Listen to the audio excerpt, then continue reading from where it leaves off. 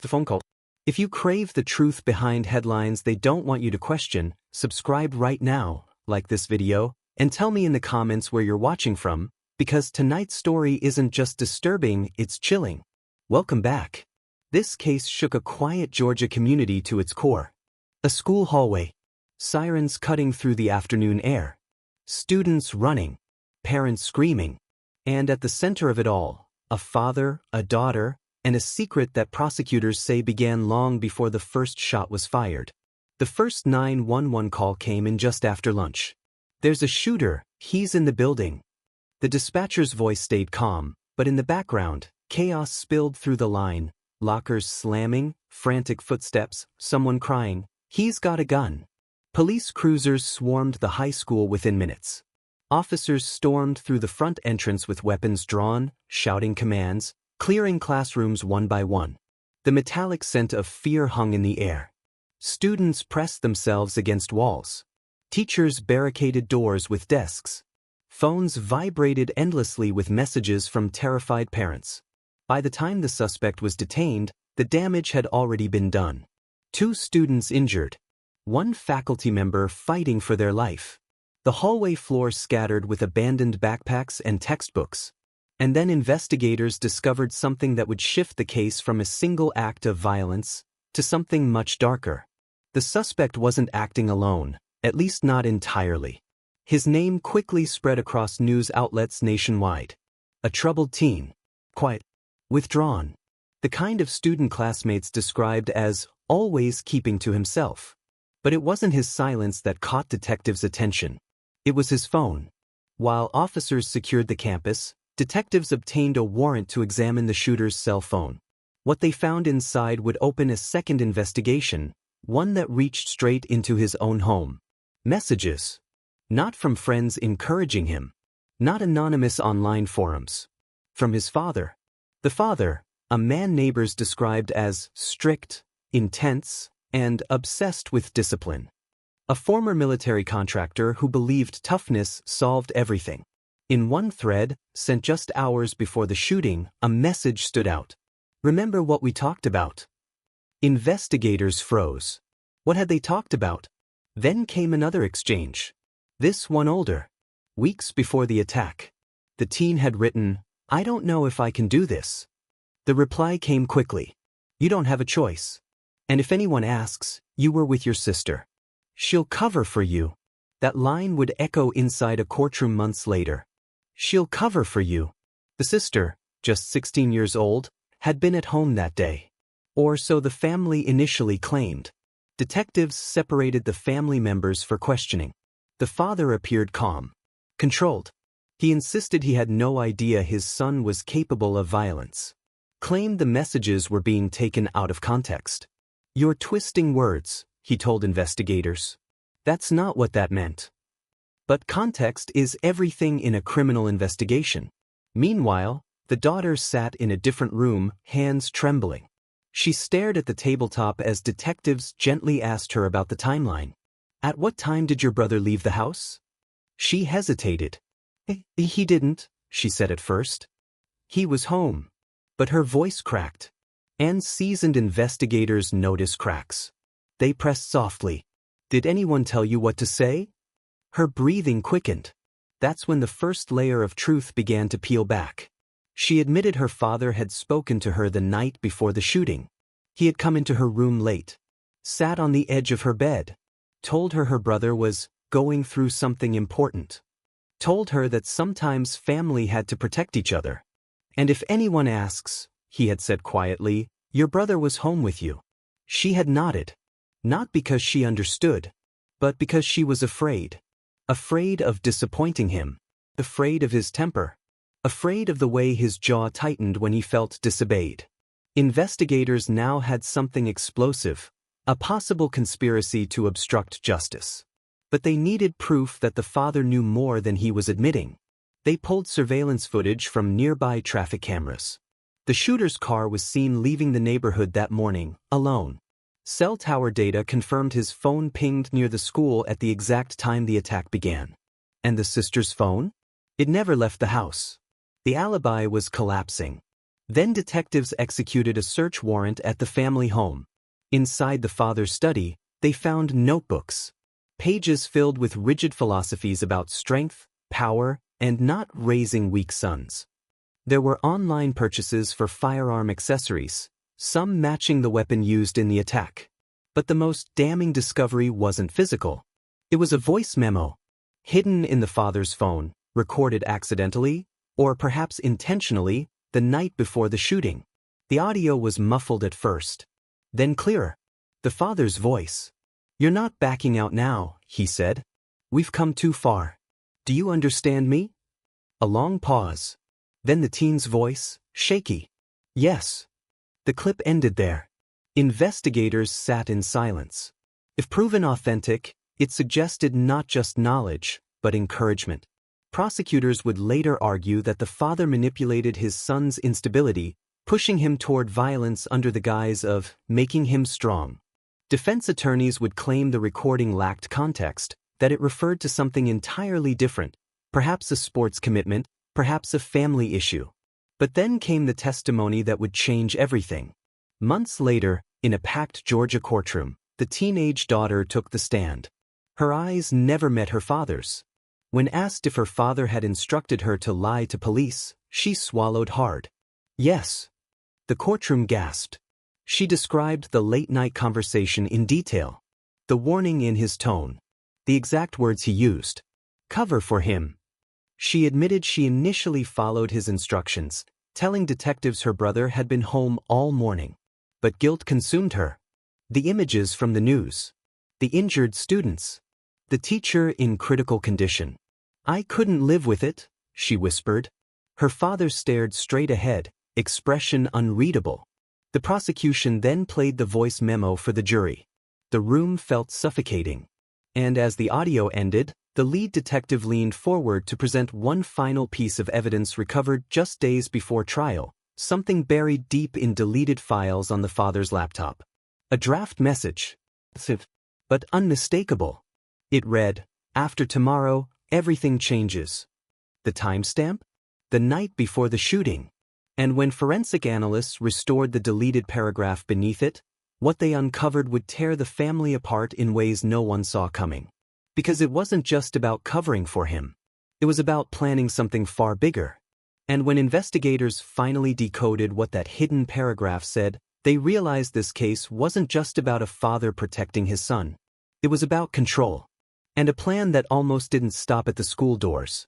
But what exactly was written in that deleted paragraph? And who else may have known about it? That revelation would send shockwaves through the entire courtroom and change the course of the trial forever. The deleted truth. If you've made it this far, you already know this case isn't what it first seemed. Stay with me because what investigators uncovered next turns suspicion into something far more terrifying. And as you listen, I want you to ask yourself one question. How far would someone go to control their own family? The courtroom felt heavier on the second day of testimony. Outside, satellite trucks lined the street. Reporters rehearsed live stand-ups. Parents of students sat shoulder to shoulder on the wooden benches inside, waiting for answers that might never feel satisfying. The prosecution called their digital forensics expert back to the stand. He adjusted his glasses, cleared his throat, and projected a screen onto the courtroom monitor. The deleted paragraph. Recovered from the father's laptop using forensic software designed to extract fragments most people assume are gone forever.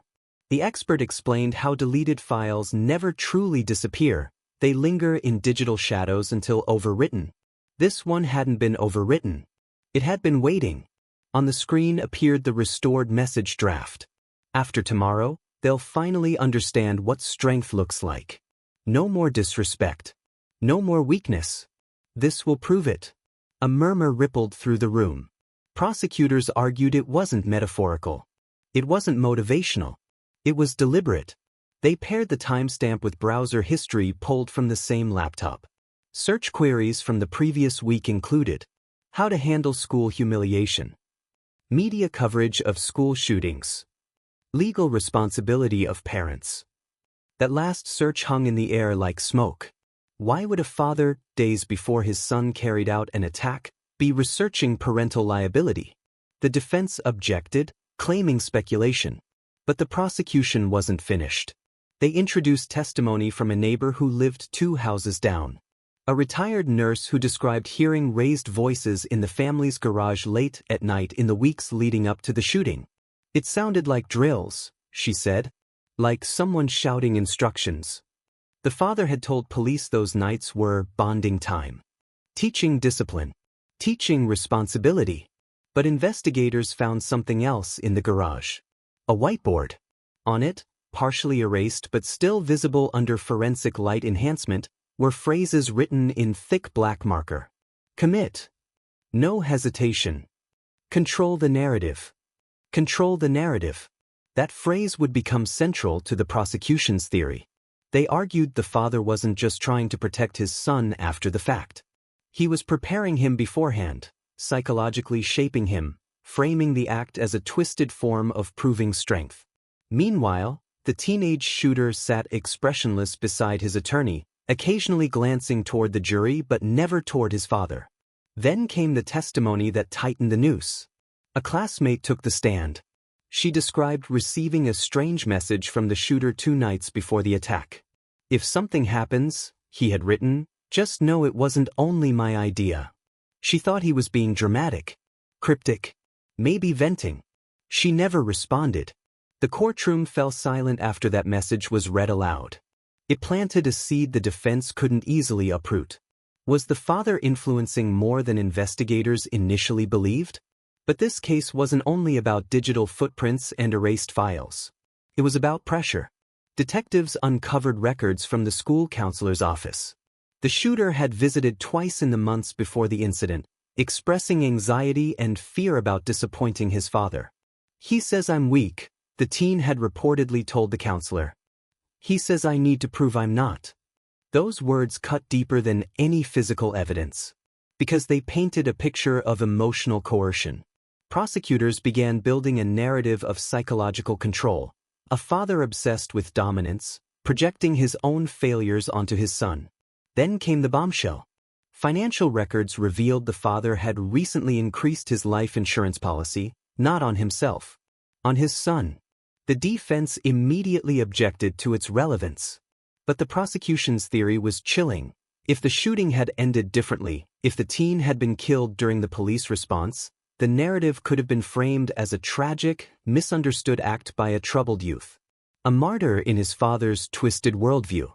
The father's expression finally shifted when that argument was made. His jaw clenched. His fingers tightened around the edge of the defense table. And then, something no one expected. The daughter requested to return to the stand. She had remembered something. The judge allowed it. Her voice trembled, but she spoke clearly.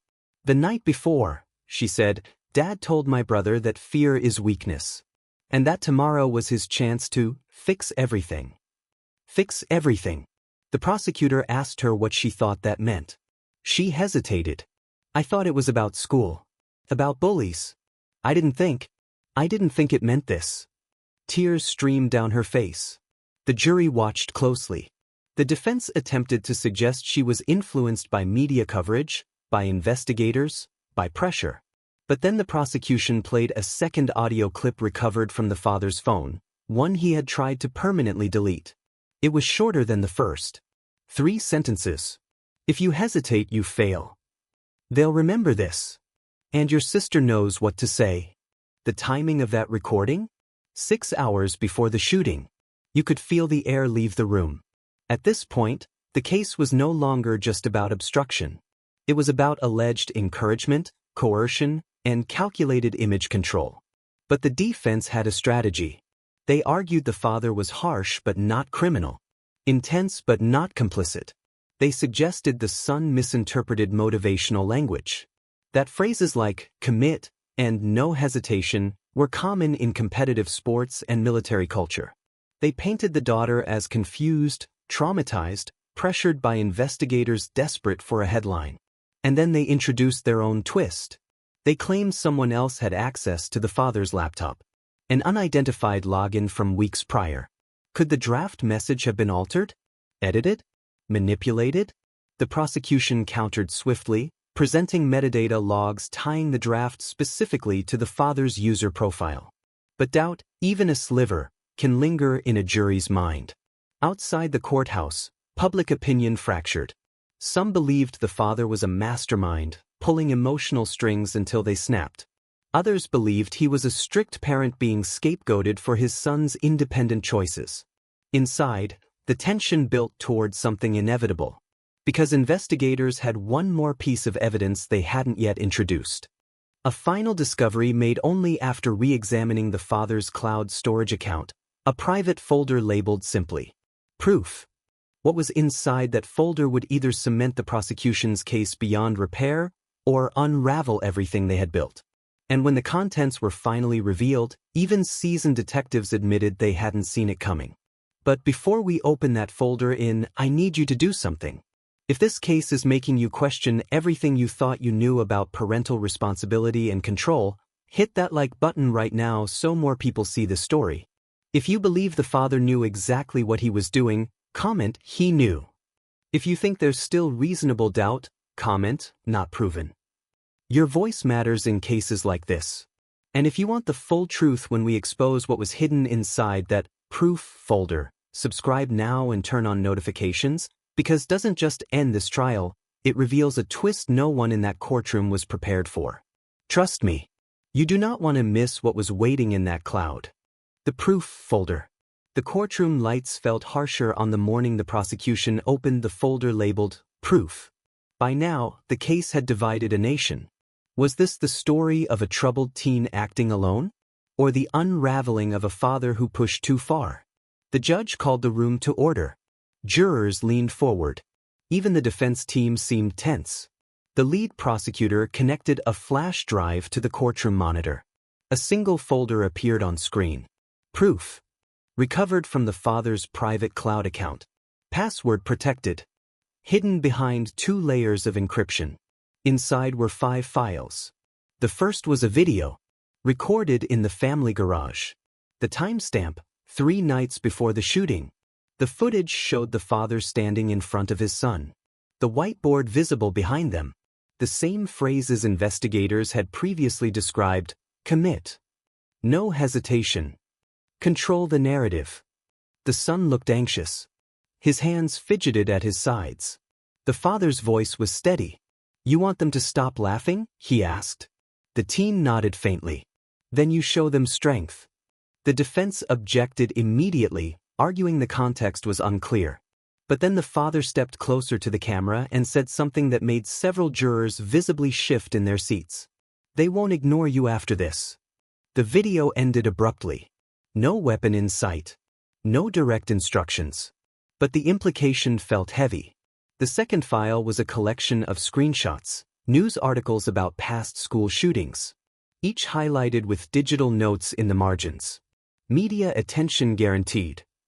They always remember the name. Parents rarely charged. That last line circled in red. The prosecution paused. The courtroom was silent except for the faint hum of the projector. The third file was audio. Longer than the previous clips. The father's voice again. Measured. "You hesitate, you lose control," he said. "You follow through. Understand?" The son's reply was barely audible. "Yes." Then came the line that would define the trial. "And afterward, we stick to the story. Your sister confirms. I handle the rest." Gasps echoed across the gallery. The defense team rose again, arguing interpretation, suggesting the audio could refer to something unrelated, a confrontation, a disciplinary plan, anything but violence. But the timestamps aligned too closely with the timeline of the attack. The prosecution then opened the fourth file. It was a drafted statement, prepared before the shooting occurred. A press-style paragraph written as if the tragedy had already happened. "Our family is devastated by the senseless actions of a troubled young man. We ask for privacy as we navigate this unimaginable pain." The date of the draft? The day before the shooting. Even the judge's expression hardened. It suggested anticipation, preparation, narrative control. But it was the fifth and final file that shattered any remaining illusion of coincidence. It was a text message chain between the father and an old colleague. The father wrote, "Tomorrow changes everything." The colleague responded, "You sure this is the way?" The father's reply, "It's the only way he learns." The courtroom felt suffocating. Prosecutors argued this was no longer about misinterpreted motivational speech. It was about psychological manipulation and foreknowledge. The defense pivoted quickly. They claimed the father's words were reckless but not criminal, that he never handed his son a weapon in that garage video, that he never explicitly ordered violence. They suggested the son's mental state made him interpret encouragement as instruction. And then, in a move that stunned observers, the defense called the teenage shooter to testify. He took the stand slowly. For the first time, he looked directly at his father. The prosecutor asked him one question. "Did your father tell you to carry out the shooting?" A long pause. The entire courtroom held its breath. "No," the teen said quietly. A ripple of uncertainty spread through the gallery. But then the prosecutor followed up. "Did he pressure you to prove something?" Another pause. Tears welled in the teen's eyes. "Yes." He described years of being told he was weak. Years of being pushed, criticized, compared to impossible standards. "He said if I didn't act, I'd always be nothing," the teen whispered. The defense objected to the emotional framing. But the damage was done. The jury had heard the audio, seen the drafts, read the messages. The case moved to closing arguments. The prosecution painted a picture of control, a father who didn't need to pull the trigger to shape the outcome. They argued that manipulation can be as powerful as direct instruction. The defense warned against convicting a parent for harsh words alone. They emphasized personal responsibility. They urged the jury to separate moral failure from criminal intent. Days later, the verdict came. The father was found guilty of obstruction of justice and conspiracy related to covering up the crime. But the jury stopped short of convicting him on the most severe charge of direct complicity in the shooting itself. The courtroom reacted with a mixture of relief, anger, and disbelief. The daughter wept quietly. The son stared at the floor. The father remained expressionless as he was led away in handcuffs. Outside, cameras flashed. Analysts debated the precedent this case would set. Could words alone be enough to share responsibility? Could psychological pressure cross the line into criminal conspiracy? The community tried to move forward. The injured teacher survived after months of recovery. The school rebuilt its halls, though scars lingered in quiet corners. And the family? They fractured beyond repair. But 3 months after sentencing, something unexpected happened. An investigative journalist filed a public records request and uncovered an internal memo from early in the case. In it, one detective had written, "Evidence suggests father may have anticipated escalation beyond school incident." Escalation beyond school incident. What did that mean? There were references to additional online searches that never made it to trial. Crowded public events in Georgia. Police response times in malls. Why weren't those details introduced in court? Was it lack of relevance or lack of proof? The case closed legally, but questions lingered. And sometimes, the most haunting part of a crime isn't what's proven beyond a reasonable doubt. It's what almost happened. If this story made you question how influence shapes action, hit that like button so more people can see this case dissected in full detail. Comment below, do you think the sentence was fair, or did justice fall short? If you've been watching quietly, now's the moment to subscribe. Because the next case we uncover dives even deeper into the psychology of control, and you won't believe how far it goes. Turn on notifications so you don't miss it. Because sometimes the most dangerous weapon isn't a trigger. It's a voice convincing someone to pull it. And if you think this story was intense, you're not ready for what's coming next.